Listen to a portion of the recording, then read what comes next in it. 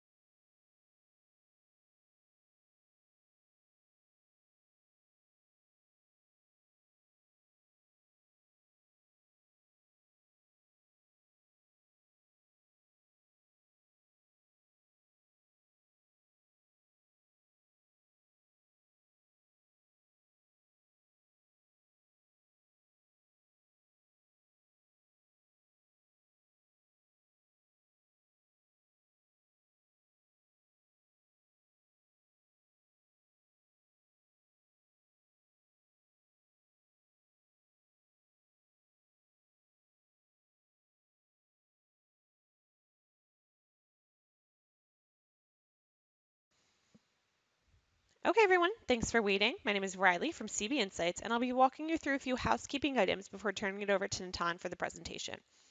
First, don't worry about taking notes as we'll be sending both the slides and the recording to you right after the webinar. Second, if you have any technical difficulties during the webinar, your best bet is to reach out to the Citrix Help Desk.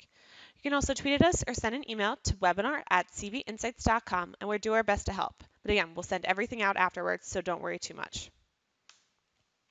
Okay, so as with all of our webinars, we'll be moving through a lot of data and insights and doing it pretty quickly. But we also want to make sure we're answering your questions and keeping this relevant. So throughout the webinar, feel free to ask questions using the Questions tab within GoToWebinar or via Twitter using the hashtag CBIEcommerce. We will be taking questions at the end of the presentation, so please stick around for that. So a little bit about CB Insights. We're a private market database. We track all the private company in the world, including all the investment and financing activity related to them to help our clients answer questions about major trends, competitor strategy, potential disruptors, and much more. Here you can see a few of our happy customers. So a little bit about Natan. Natan is a tech industry analyst here at CB Insights and a graduate from the University of California, Berkeley. He focuses on e-commerce, on-demand, and the food delivery sectors, and his research has been cited in Forbes, the Los Angeles Times, and more. I'm going to hand it off to him for the presentation.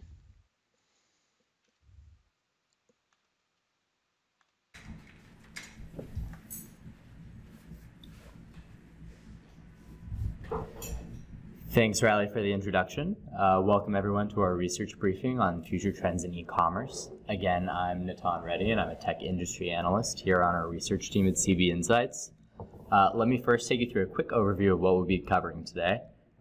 First, we're going to look at some macro trends in the e-commerce space, along with an investment overview. Then we're going to dive into some emerging trends in the space that range from a renewal of social commerce to consumer goods going into the direct-to-consumer model, and also to frontier tech, which ranges from artificial intelligence to virtual reality and augmented reality.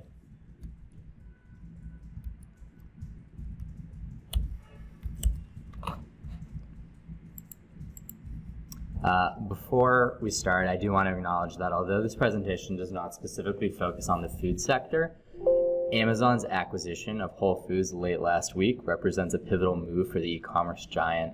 An acquisition like this will most certainly have implications for the entire food delivery sector, and especially for a company like Blue Apron, which has filed for an IPO. I highly recommend taking a look at some of our most recent pieces on our blog, which you can find at cbinsights.com/blog, as well as our Amazon strategy teardown from a few months back for more information. So without further ado, let's dive in. While e-commerce is by no means a new concept, it's pretty interesting to see how growth in parcel and packages has actually accelerated over the last several years. As demand has increased and e-commerce has become more widely adopted, it's created an opportunity for many companies to enter the space. Some of these entrants have included large corporations like Amazon and Walmart. Amazon in particular has amassed a huge slice of online sales, e-commerce market share within the US at least, topping out at 43%, which is really astronomical. Walmart, on the other hand, has also reinvigorated its online sales, and we can see here that their e-commerce sales growth has actually recently accelerated. Moreover, their acquisition of Jet.com and more recently of Bonobos represents the company's increasing focus on its online sector. However, the presence of both of these companies in the e-commerce space has also added a lot of pressure to an already competitive landscape for e-commerce startups. From that pressure, we have seen many once hot e-commerce startups ultimately fail against the competition. For instance, One Kings Lane, which was once valued at over $900 million, was acquired for only $11.8 million by Bed Bath & Beyond just a few years later. And as pressure from corporates and general competition has affected American e-commerce startups, similar pressure has also traveled abroad. While a potential merger of Indian startups Flipkart and Snapdeal has been stalled for some time now, much of its motivation comes from the fact that both companies would be better able to compete against Amazon if they combined forces. However, even if both companies combined, their total funding would not actually be that much greater than that of Amazon, than the amount Amazon has pledged to invest in India. As comparison, non-American corporates in Asia, like Alibaba, also have an equally expansive presence and have also increased competition and corporate pressure in the e-commerce space. Here we can see a list of countries that Alibaba has invested in and acquired companies in. We also have a heat map here, which is something that you can pull up from our platform.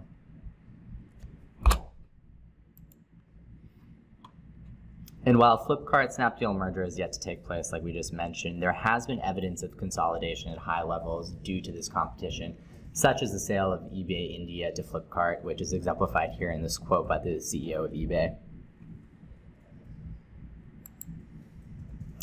Given all that we've just mentioned in regard to high levels of e-commerce adoption, but also high levels of competition in the e-commerce space, here's now some information on general investment trends in the space over the last few years. Although we saw a pretty distinct decline between 2015 and 2016 in both the deals and dollars, 2017 has seen a renewed level of investor interest. So far, 2017 is actually on track to outpace 2016 on both deal and dollar terms. And taking a closer look on a quarterly basis, we can really see that sharp increase in both deals and dollars in Q1 17 compared to Q4 16. While a large proportion of the Q1 17 dollar funding can be attributed to mega rounds to Flipkart and Kubey, there have also been a higher number of deals, particularly to companies in Europe in general. And what I like here is that it really visually and clearly shows the maturing e-commerce industry. As the industry has grown in age, early stage deals, which we count as seed and angel and Series A deals, have steadily declined year over year as a percentage of total deal share, while larger deals to companies that include Series E plus deals have expanded year after year.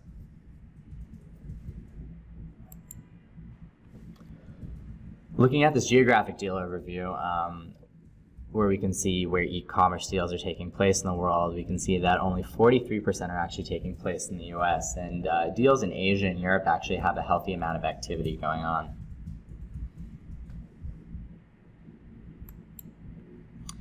So now circling back to some of the macro trends that we covered in the first section, which included corporate pressure in the US and abroad, as well as high levels of general competition, and also including some of the funding trends that we've just discussed, you can see that e-commerce startups have had to find innovative ways to operate in order to stay ahead of the pack and really attract a consistent customer base and stay ahead of this corporate pressure and competition.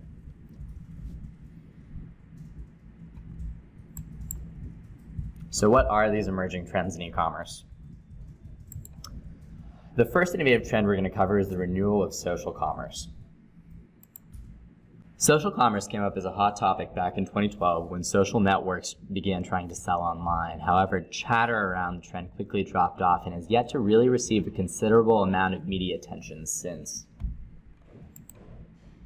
The old model, so to speak, of social commerce is based on the premise that people are really interested in buying items and making purchases while they're on a social media site like Facebook, Twitter, Pinterest, etc. In the US, reception to this model has been mixed at best and yielded a really limited amount of success. And although Facebook has tried a bunch of times, as you can see in this graphic, to enter the e-commerce space, success really remains elusive for them. Twitter is another example, eventually discontinued its buy button earlier this year.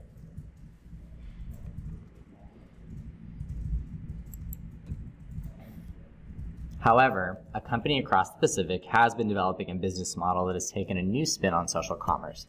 That company is called Pinduoduo, or PDD for short.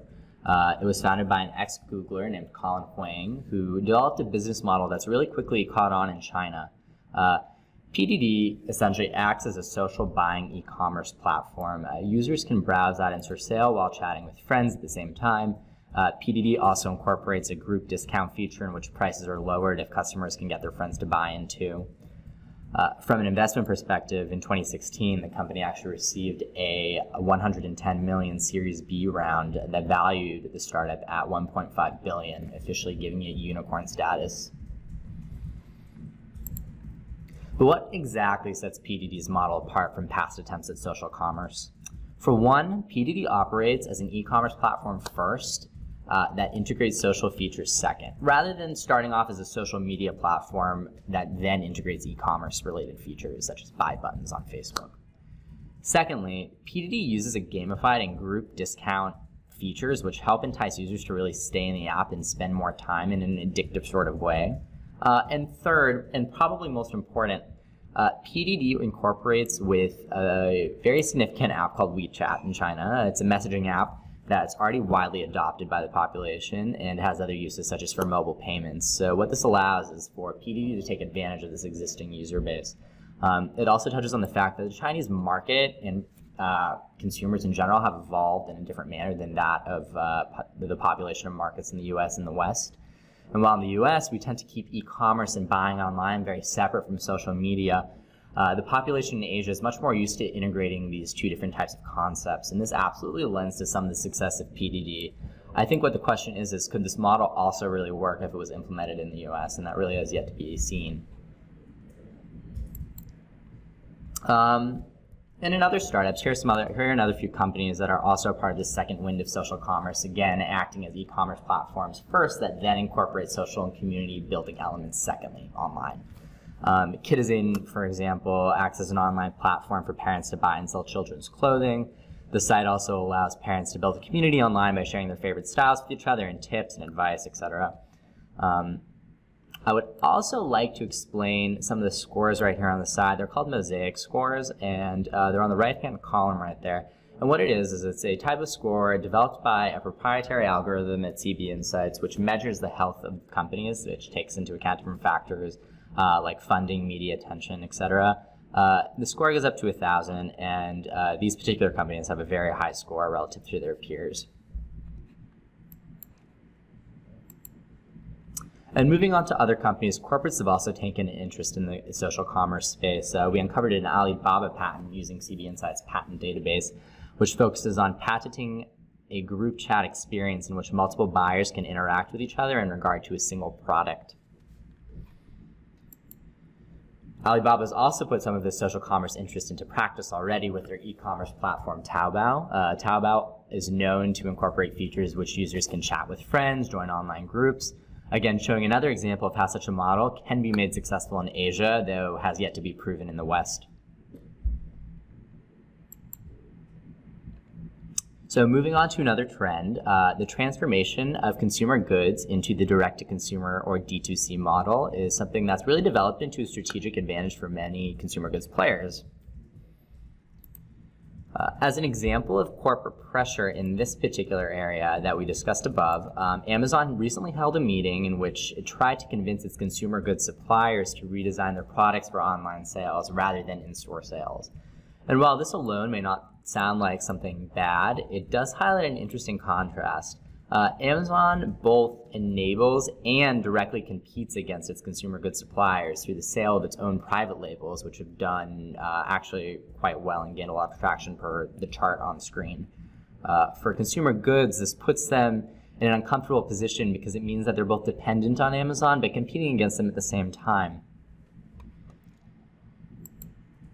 And while some companies have modified their products to appease online marketplaces like Amazon, for instance, Celsius Energy Drinks or Greenworks cleaning supplies, other companies are going D2C. Some companies across the consumer goods sector that have gone D2C span across feminine care, nutrition, and eyewear and eye care. This is the case with Lola, Soylent, and Hubble. These companies have been able to differentiate themselves using the D2C model by having tighter control on product quality. For example, Lola uses only organic ingredients in the creation of its feminine care products.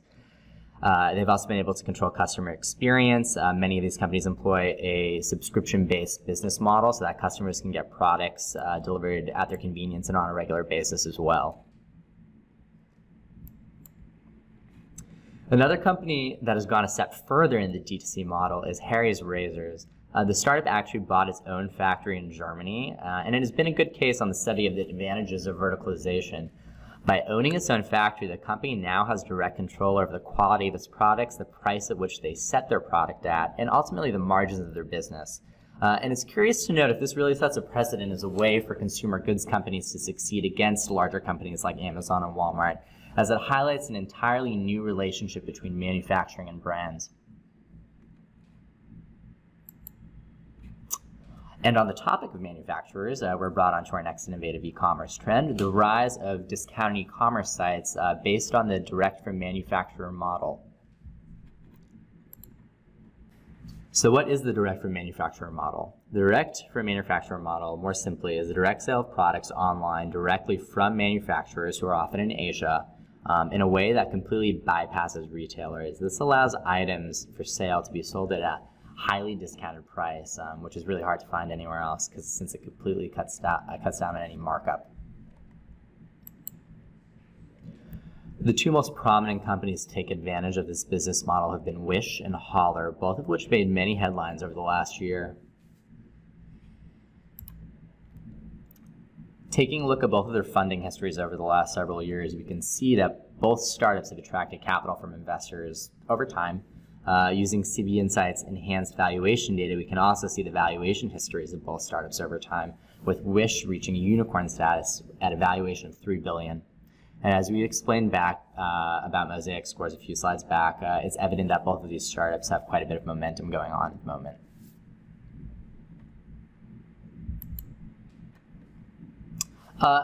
First, before I dive into this slide, just to describe what this chart represents, this is what we call a business social graph, or BSG, here at CB Insights. It's a graph that can be automatically generated in our platform and essentially just connects companies and related investors in a visual format.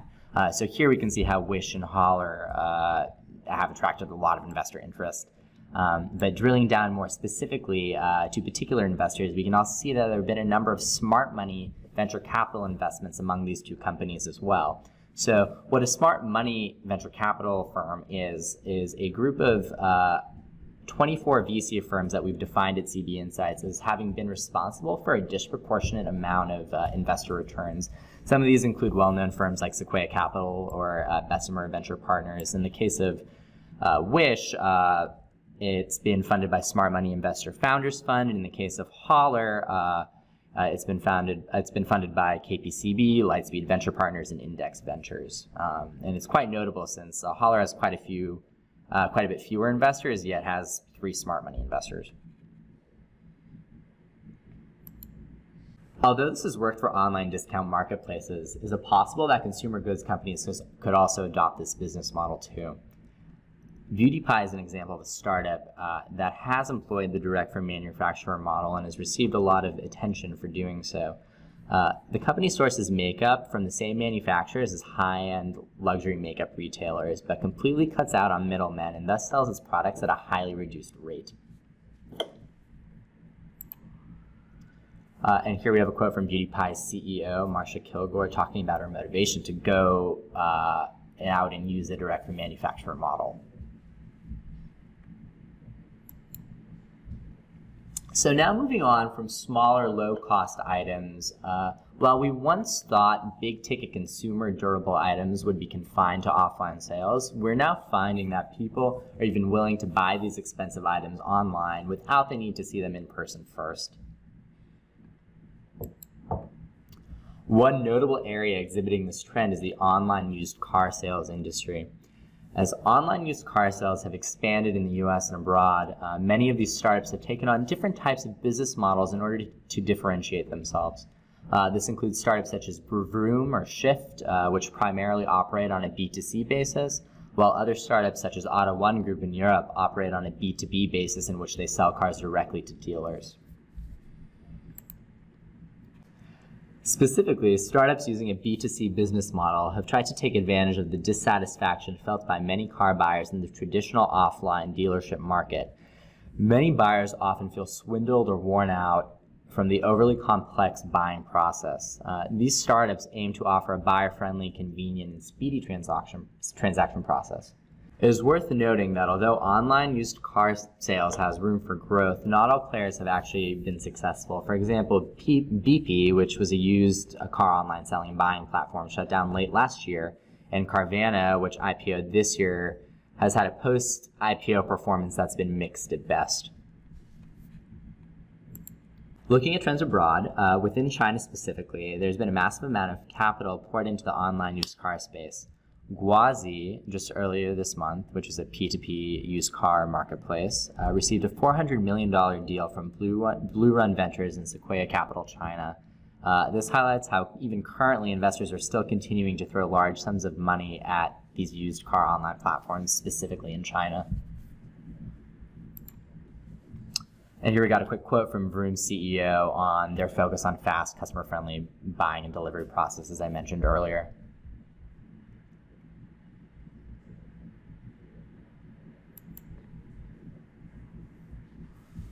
So used car startups aren't the only big ticket items online. And so while mattress startups are some of the most well-known, other companies have also become popular in selling big ticket items in the area of luggage, jewelry, and furniture.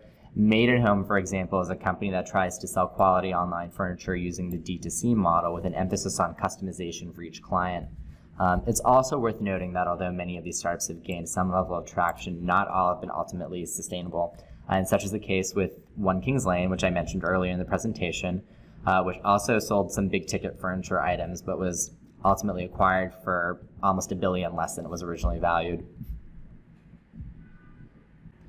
And here we have a quote from the founder of Made at Home on what inspired her in particular to found a startup that attempted to disrupt the furniture industry.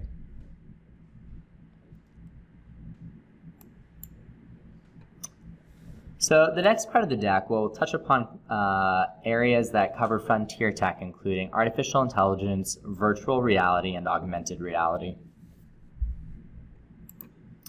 But first, starting with AI, at the cross-section of AI and e-commerce, there's been a really clear hot trend in the media over the last few years, with media chatter accelerating rapidly. What many don't realize is that AI is also being used to shape commerce in ways that go well beyond well-known chatbots. A few of these areas include real-time product targeting, which uses machine learning to present online shoppers with personalized product recommendations, or predictive merchandising, which uses data and AI to optimize purchasing, allocation, and product assortment. This helps to better predict demand in different geographies to avoid waste and to prevent inventory from going out of stock. But some other particularly noteworthy areas include the advancement of natural language search, sizing and styling technology, and visual search. An example of a natural language processing startup looking to improve online search relevance for consumers is Twiggle. A very simple example of what Twiggle is trying to improve upon is where at one time a search engine might conflate the search term dress and the search term dress shirt. Twiggle's technology would allow search engines to understand the difference between the two and provide the most relevant search results to the appropriate consumer.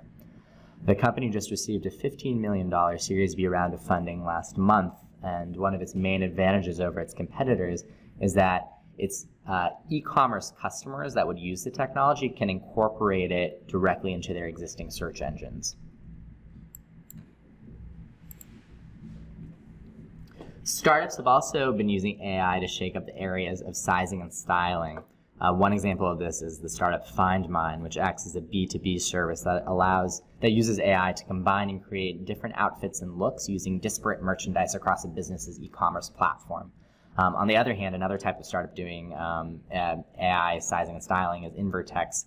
What they do is they provide a very futuristic use case in which they use a 3D scanner and AI technology to scan a person's body part, for instance, a foot, in order to find the proper sizing and measurements for different articles of clothing, which in this case would be a shoe.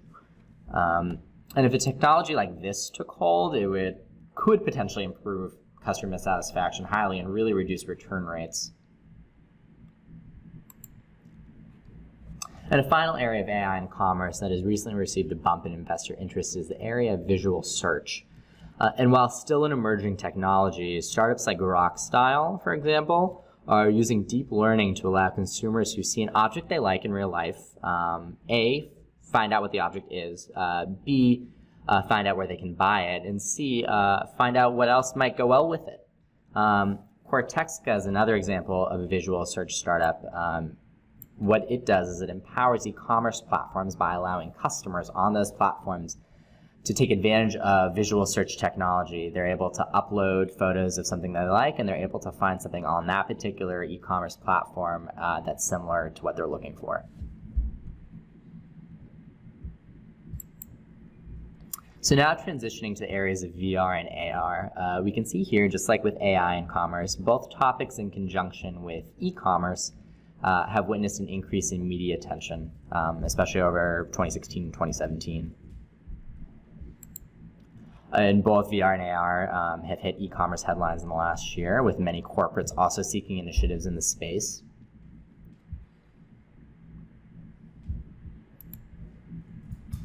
Drilling down a bit more specifically, there are startups using VR to better attract customers to one of the trends that we actually discussed earlier in this presentation, big ticket consumer durable items. So Vroom, which we mentioned above, has actually tested out virtual auto showrooms, while Modsy is a startup that allows customers to better visualize new furniture by creating 3D renderings of people's own living rooms.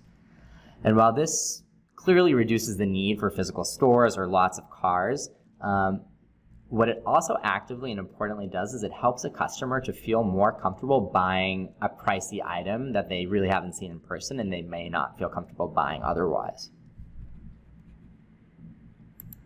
Apollobox is a startup incorporating AR technology into its lifestyle products platform. The company allows customers to visualize in 3D what products they're interested in buying from the platform. It's also made this technology available to other brands that are willing to sell on their site. And finally, AR beauty startups, which help users visualize cosmetic products on their face, have gained traction recently. Beauty corporates have been particularly interested in this technology, and companies like Sephora, Estee Lauder, and L'Oreal have all partnered with startups like Modaface and in the YouCam app in order to experiment more in this space. So closing out our discussion on emerging trends, we're now going to take a look at where corporate investments in the e-commerce space are coming from and where they're going to. And we're going to examine a little bit about how corporates are actually interested in some of the trends that we've discussed above. So taking a step back and taking a higher level overview first, we can see that corporate investment has taken a relatively similar path overall to general investment into the e-commerce space. We do see again an uptick in the pace of investor activity in 2017 after a decline in 2016.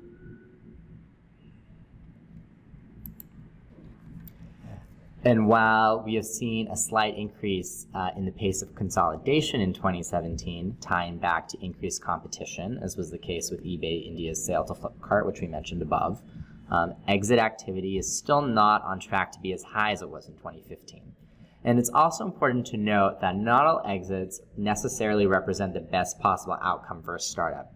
This is the case, for example, with Souq.com, which was acquired for several $100 million below its initial valuation. Here again, we have another business social graph, or BSG, and this time it focuses on prominent retail, e-commerce, and consumer goods companies and their venture arms, and where they're investing in the e-commerce startup space. So here we can see that many of these corporates have actually invested in a variety of business models that we've discussed earlier in the presentation.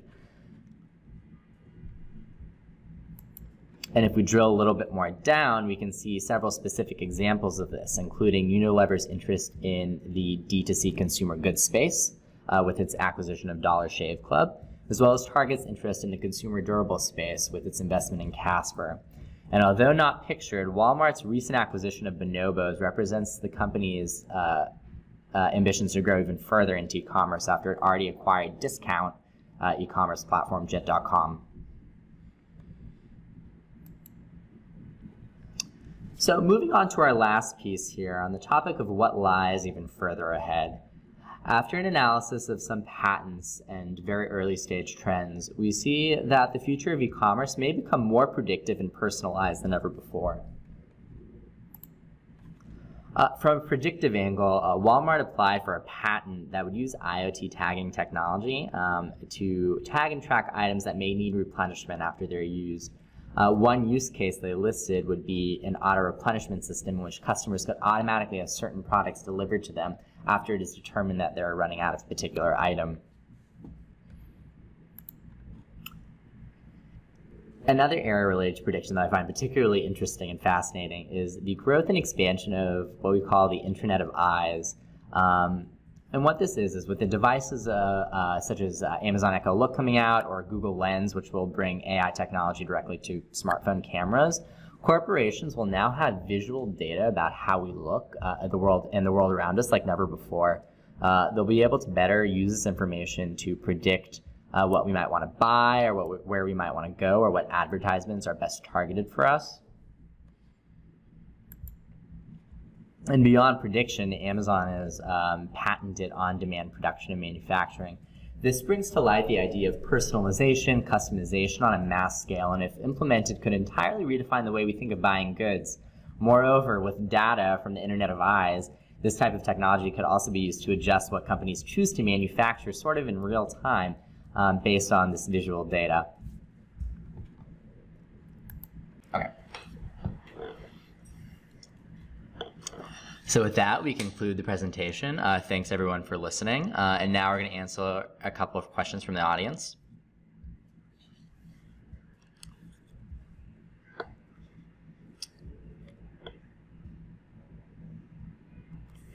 So here's a good one.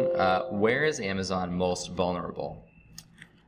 So obviously, this is a weighted question, and Amazon's a huge business with many different arms and reaches into many different types of industries and areas. Relating back to this presentation, one area that, if it were to be a growing trend, I could see would be a potential threat to Amazon would be the increasing amount of consumer goods going D2C. I think as you've seen, as it's become easier for consumer goods companies to sell directly to consumers, as e-commerce in general has proliferated and become a more widely adopted phenomenon in the US, it's been easier for these brands to connect directly to the customers they want to sell to. And through that, they've been able to develop branding and better customer experience. This is stuff that isn't so readily available if they go through Amazon. And I think if you see this trend continue, that might not be the best thing for Amazon in the end. We're going to take a couple more questions. Let me just see what's coming in here.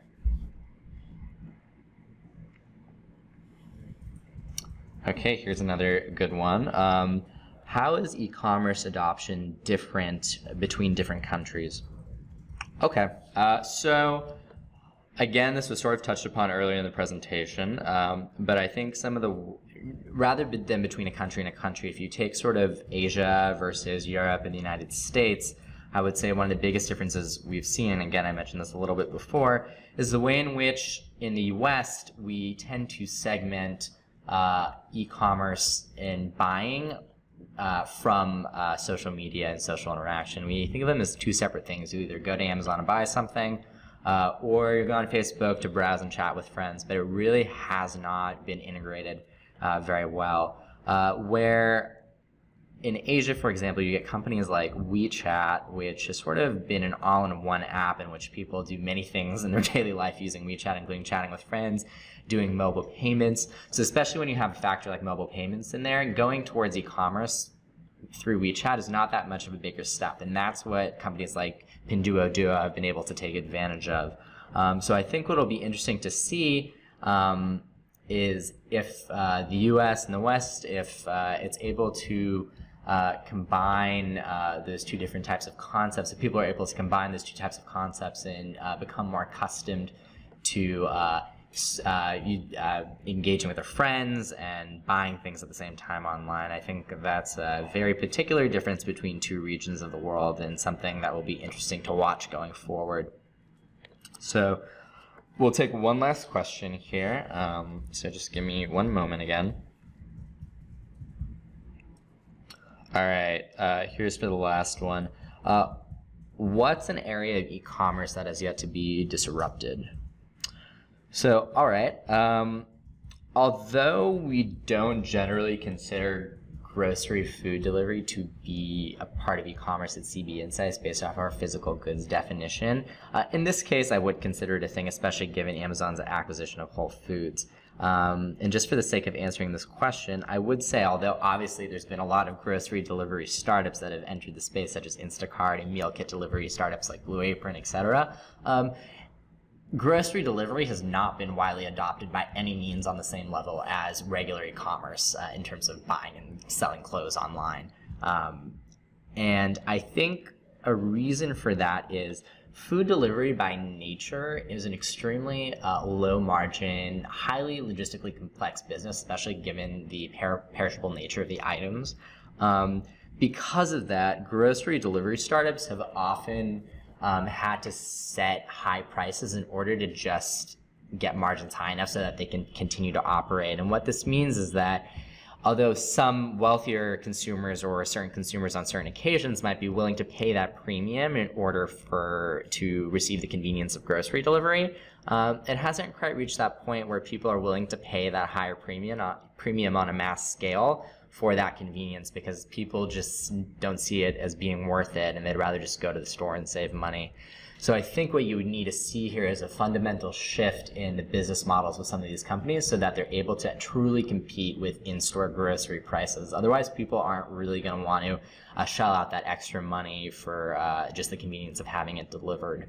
What I will say is it might take a company like Amazon, especially with its acquisition of Whole Foods that has extremely vast resources, economies of scale, in order to be able to sort of solve this puzzle and be able to garner wider adoption for grocery delivery.